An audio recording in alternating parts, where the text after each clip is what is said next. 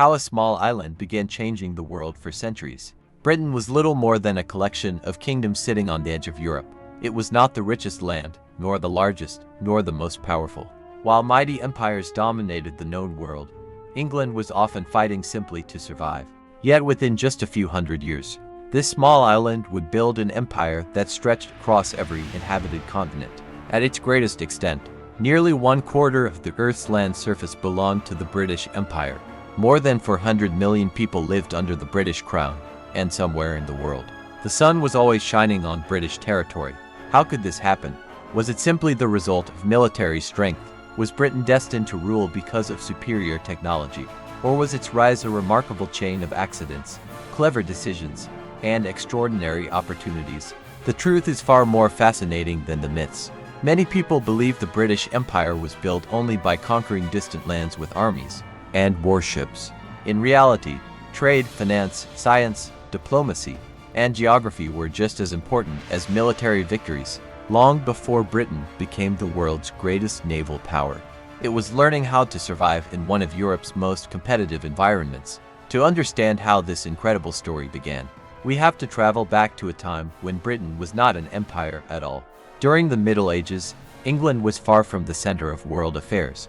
The Mediterranean was still the heart of commerce, while powerful kingdoms such as France, Spain, and the Holy Roman Empire controlled much of continental Europe. England itself was recovering from centuries of conflict. The Norman conquest had transformed its government. The 100 Years' War drained its treasury. Then came the devastating Black Death, wiping out nearly half of the population in some regions. It would have been easy to imagine England remaining a secondary European kingdom forever. But history rarely follows the obvious path. One of Britain's greatest advantages was something many people considered a weakness. It was an island. While European kingdoms constantly fought expensive wars across shared borders, England's surrounding seas provided a natural defensive barrier. Invading Britain required enormous preparation, powerful fleets, and favorable weather conditions that were rarely available. This relative security allowed English rulers to invest in something that would eventually change everything: ships. As centuries passed, England slowly developed one of Europe's most experienced maritime cultures. Fishing villages expanded into busy ports. Merchants sailed farther each generation. Shipbuilders experimented with stronger hulls, improved sails, and more reliable navigation. The sea slowly became Britain's greatest highway. At the same time, Europe itself was entering an age of dramatic transformation. The Renaissance encouraged curiosity and scientific thinking. New maps replaced ancient assumptions. Improved compasses, better astronomical observations, and stronger ocean-going vessels made voyages that once seemed impossible increasingly realistic. The world was becoming larger and smaller at the same time.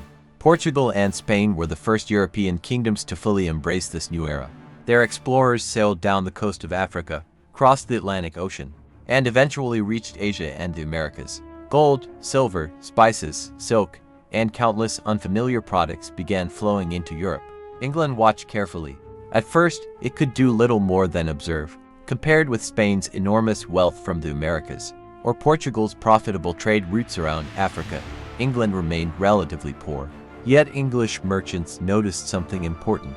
Great fortunes were no longer being created only through land ownership. The oceans themselves had become highways of opportunity. This realization would permanently alter Britain's future. One popular myth claims that England simply copied Spain's exploration. The reality was far more complicated. English sailors often studied Spanish and Portuguese navigation techniques, but they also developed innovations of their own.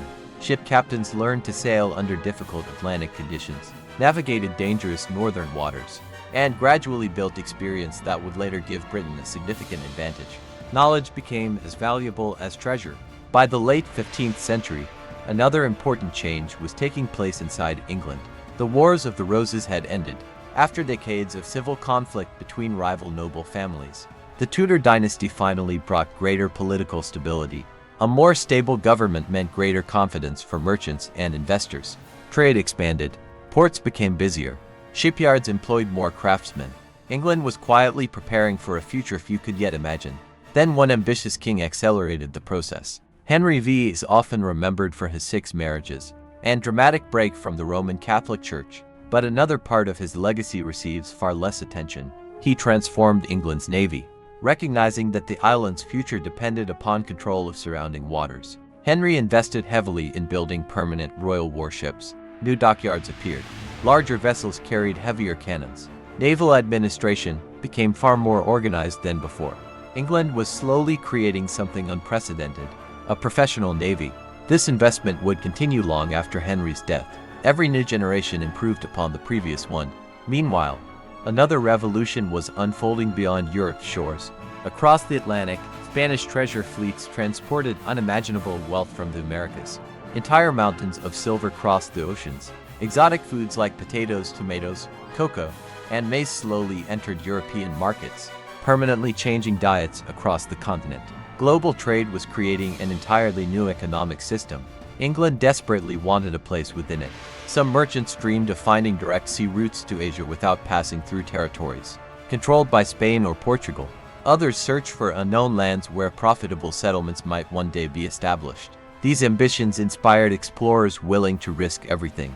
Among them was John Cabot, an Italian navigator sailing for the English crown. In 1497, Cabot crossed the North Atlantic and reached the coast of North America.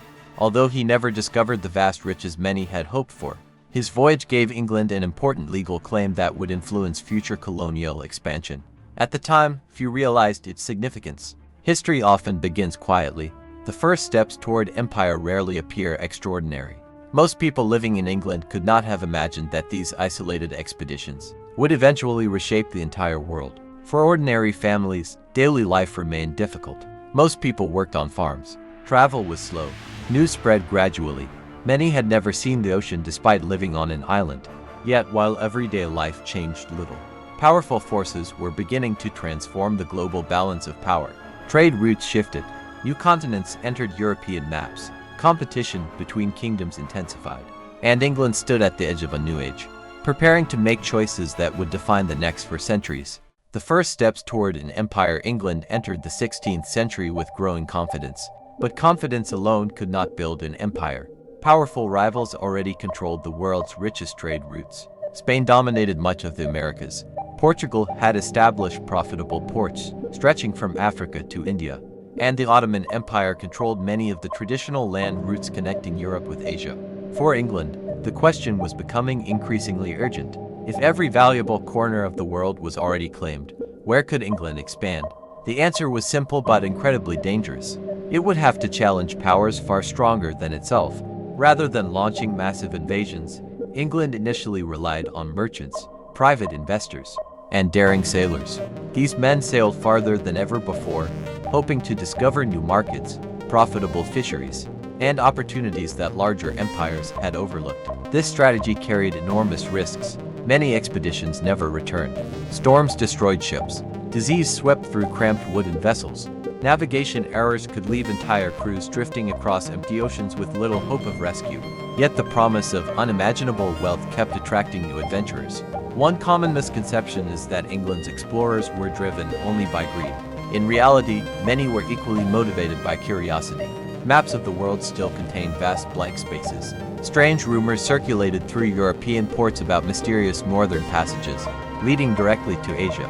Sailors told stories of islands filled with gold, cities hidden deep within unexplored forests, and oceans unlike anything Europeans had ever seen. Some legends proved false. Others contained just enough truth to inspire another expedition. Among the most famous dreamers was Martin Frobisher. During the 1570s, he searched for the legendary Northwest Passage, a northern sea route that Europeans hoped would connect the Atlantic directly to Asia. Instead of discovering China, his expeditions encountered frozen coastlines, towering icebergs, and indigenous communities that had lived in the Arctic for thousands of years. Although the passage remained elusive, these voyages greatly expanded England's geographical knowledge. Every failed expedition became a lesson for the next generation. While explorers searched the oceans, England itself was undergoing remarkable political change. Queen Elizabeth I had ascended to the throne in 1558. Her reign would become one of the most influential periods in British history. Elizabeth inherited a kingdom surrounded by enemies and burdened by religious conflict. Yet through careful diplomacy, cautious financial management, and calculated military decisions, she transformed England into a far more stable and confident nation. Under her leadership, exploration received increasing royal support. Experienced sailors such as Francis Drake and Walter Raleigh became national heroes. Drake's circumnavigation of the globe demonstrated that English ships could operate across the world's oceans just as effectively as their Spanish rivals. His voyages also revealed something unexpected.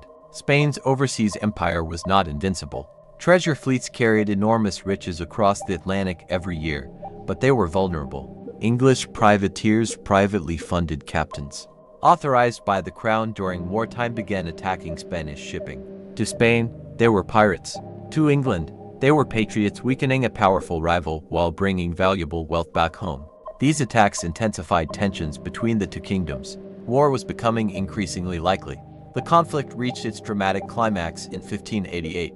King Philip of Spain assembled one of the largest naval forces Europe had ever seen. The Spanish Armada consisted of more than 130 ships carrying thousands of soldiers. Its mission was straightforward: cross the English Channel, defeat England's navy, invade the island, restore Catholic rule. Many Europeans believed England had little chance of survival. Spain possessed greater wealth, a larger empire, and one of the most experienced military forces in the world. Yet history often favors preparation over reputation. English commanders adopted flexible tactics instead of engaging in traditional close combat. Their smaller, faster ships repeatedly attacked from a distance using long-range cannon fire. When favorable winds and severe storms scattered the Spanish fleet, England seized the opportunity. The Armada's retreat became one of the most famous turning points in European history. For generations, many people believed that storms alone defeated Spain. This became known as the Protestant wind, the idea that divine intervention had destroyed England's enemies. Modern historians paint a more balanced picture. Bad weather certainly played an important role, but English naval tactics, experienced crews, logistical problems, and Spanish strategic mistakes were equally significant. Victory transformed England's confidence. For the first time, many English leaders genuinely believed their nation could compete with Europe's greatest powers. On the open sea, the psychological impact was almost as important as the military victory itself. Investors grew bolder. Merchants financed larger voyages. Shipbuilding expanded rapidly. London's docks became increasingly crowded with vessels arriving from distant regions, carrying unfamiliar goods: pepper, nutmeg, silk, sugar, fine textiles. These luxury products generated enormous profits in European markets. Trade, rather than conquest, remained England's primary objective. To organize these increasingly ambitious commercial ventures, merchants developed a revolutionary business model. Instead of relying on a single wealthy sponsor, multiple investors pooled their money together, sharing both the risks and potential rewards. This innovation made larger expeditions financially possible. One company would eventually change world history more than almost any army. In 1600, Queen Elizabeth I granted a royal charter to the English East India Company. At first, it appeared to be nothing more than another trading enterprise. Its mission was modest: purchase spices, establish trading posts, compete peacefully with Portuguese and Dutch merchants. Few people imagined that this private company would eventually rule millions of people across Asia. In its earliest years, however, survival was far from guaranteed. Dutch merchants proved fierce competitors. Portuguese fleets defended their existing trade networks. Long voyages frequently ended in disaster. Ships disappeared without explanation. Scurvy claimed countless sailors. Entire investments could vanish beneath the waves. Despite these hardships, profits from successful voyages were extraordinary. One fortunate expedition could repay several failed ones. As wealth flowed back into England, demand for overseas expansion continued to grow. At the same time, another development was quietly taking shape across the Atlantic. Small groups of English settlers began establishing permanent colonies along North America's eastern coastline. Life there was unimaginably difficult. Harsh winters, food shortages, disease, conflicts with local indigenous nations. Many settlements nearly collapsed during their first years. The famous Jamestown colony survived only through determination, outside supplies, and eventually the profitable cultivation of tobacco. Far from becoming instant successes, England's first colonies constantly struggled simply to exist, yet they represented something entirely new. England was no longer sending only explorers. It was beginning to build permanent communities overseas. Few people realized it at the time, but these fragile settlements marked the true beginning of what would eventually become the largest empire in history. The age of exploration was slowly giving way to the age of expansion, and Britain's journey had only just begun. The empire takes root by the early 17th century. England was no longer merely exploring the world. It was beginning to establish a permanent presence within it. What had started as a handful of risky expeditions was evolving into something far more ambitious. Small trading posts, isolated settlements, and scattered colonies were slowly becoming the foundation of a global network. No one could yet call it an empire, but the first pieces were falling into place. The Atlantic Ocean became England's busiest highway. Merchant ships crossed it constantly, carrying settlers, supplies, livestock, tools, and manufactured goods westward while returning with valuable cargoes from the Americas. The journey was anything but easy. A crossing could take 2 or even 3 months depending on the weather. Ships battled violent storms, towering waves, and hidden reefs. Food often spoiled before reaching its destination, and fresh drinking water became scarce after weeks at sea. Disease spread quickly aboard crowded wooden vessels. Many passengers never reached the shores they had dreamed about. Yet every year, thousands more were willing to take the risk. Some hoped to own land they could never afford in England. Others sought religious freedom after years of political and religious tension. Some simply believed that a better future waited across the ocean. The colonies attracted people from every level of society: farmers, craftsmen, merchants, laborers, adventurers. Even criminals sentenced to transportation eventually became part of Britain's expanding overseas population. Contrary to popular belief, early colonial life was rarely prosperous. Many settlers spent their first years struggling to survive. Poor harvests led to famine, harsh winters destroyed crops, and known diseases claimed entire families. Wild animals threatened isolated settlements, while unfamiliar environments forced newcomers to learn completely different methods of farming. Some colonies disappeared almost as quickly as they had been founded. Others survived only because neighboring indigenous communities shared local knowledge about food, fishing, and agriculture. This cooperation is often overlooked. Popular stories sometimes describe relations between Europeans and indigenous peoples as being either entirely peaceful or constantly violent. The reality was far more complex. There were periods of friendship, trade, and cooperation. There were also periods of misunderstanding, competition, broken agreements, and devastating wars. Every region experienced its own unique history. Along the Atlantic coast, English settlements gradually expanded. Forests were cleared, roads appeared, churches, marketplaces, and small ports connected isolated communities. What had once been wilderness from the settlers' perspective slowly became permanent towns. One of the most valuable discoveries was not gold or silver. It was tobacco. European demand for tobacco exploded during the 17th century. Farmers in Virginia found that the local climate was ideal for growing the crop, and before long, tobacco became one of England's most profitable colonial exports. Ships loaded with dried tobacco leaves sailed regularly to London. The profits transformed entire regions. However, this wealth came at a terrible human cost. Large plantations required enormous amounts of labor. At first, many plantations depended on indentured servants workers who agreed to labor for several years in exchange for passage across the Atlantic. Over time, this system increasingly gave way to enslaved Africans who were forced into lifelong slavery. This marked the beginning of one of the darkest chapters in the history of the British Empire. Millions of African men, women, and children were captured, transported across the Atlantic under horrific conditions, and sold into slavery. Entire families were separated forever. The so-called Middle Passage became one of history's greatest human tragedies. Today, historians recognize that the enormous wealth generated by plantation economies cannot be separated from the suffering that made those profits possible. It remains one of the empire's deepest and most painful legacies. Meanwhile, England's ambitions stretched far beyond North America.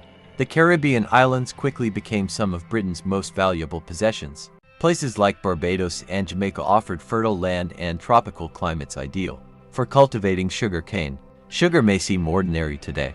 In the 17th century, it was considered a luxury. European demand grew rapidly. Sugar plantations generated extraordinary profits, turning small Caribbean islands into economic powerhouses despite their relatively small size. These islands became crucial links in Britain's expanding commercial network. Merchant ships constantly moved between Britain, Africa, the Caribbean, and North America. This growing system connected distant continents more closely than ever before. Goods, people, ideas, cultures, and unfortunately, slavery itself all became intertwined within this expanding Atlantic economy. While Britain strengthened its position overseas, fierce competition continued in Europe.